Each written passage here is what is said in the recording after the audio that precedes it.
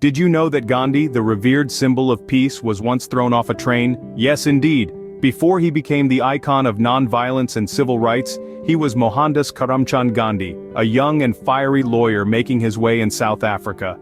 He was still finding his path, unaware of the monumental journey he was about to embark on.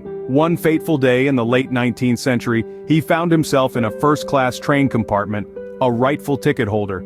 But because of his skin color, he was unceremoniously thrown off the train at Pietermaritzburg station. This incident sparked a flame in him, a flame that would eventually ignite the fight for equality and freedom. That young lawyer, humiliated and left in the cold, would rise to become Mahatma Gandhi, the father of a nation. So our peaceful Gandhi had an adventurous start, didn't he?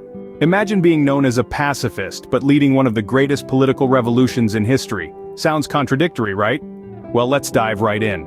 Picture this.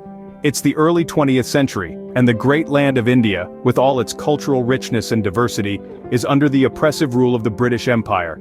Enter Mohandas Karamchand Gandhi, a bespectacled, bald man, often clad in a simple white cloth. His weapon? Non-violence. His army? The Indian populace. His enemy? The mighty British Empire. Gandhi, or Bapu as he was affectionately known, believed in ahimsa, or non-violence. He was of the firm conviction that love could conquer hate, and peace could overpower violence.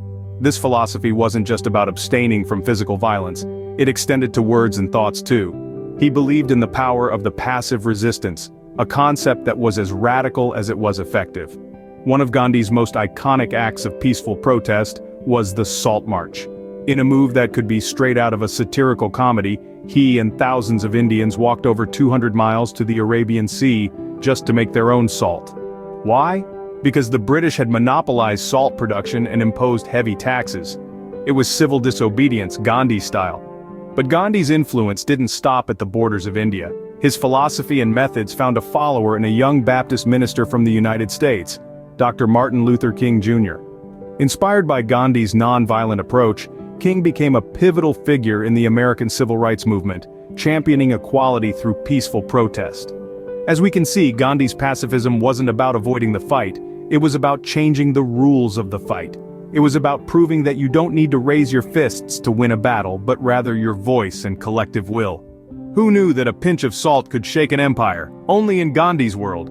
Now let's take a detour and explore the lesser-known, quirky side of Gandhi. You know, despite his global fame, Gandhi lived a remarkably simple lifestyle. He was a minimalist before it was even a thing. His worldly possessions could fit into a small suitcase, and he insisted on spinning his own clothes. Then there were his dietary experiments. Gandhi was an avid experimenter when it came to food. He was constantly tweaking his diet, trying to find the perfect balance between health and simplicity. His diet often included raw and uncooked foods, and he was a strong advocate for vegetarianism long before it was mainstream. Gandhi was also a prolific letter writer. He wrote to eminent personalities around the world, discussing everything from philosophy to the mundane details of everyday life. His correspondences were an essential part of his nonviolent activism, sparking dialogues that spanned across borders. Gandhi, changing the world one letter and one meal at a time. Ever thought about how Gandhi, the man who championed simplicity, became a global icon? It's an intriguing paradox, isn't it? Here's a man who lived a life stripped down to the bare necessities, yet his influence stretches far beyond the borders of his homeland.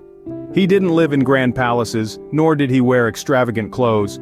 He lived simply, yet his words and actions sparked a revolution. His teachings, rooted in non-violence and truth, have had a profound influence on modern society.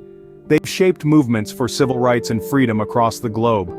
From Martin Luther King Jr. in the United States to Nelson Mandela in South Africa, leaders have turned to Gandhi's principles to guide their own struggles for justice. So next time you think about changing the world, remember, all you need is a loincloth, a walking stick, and a heart full of courage.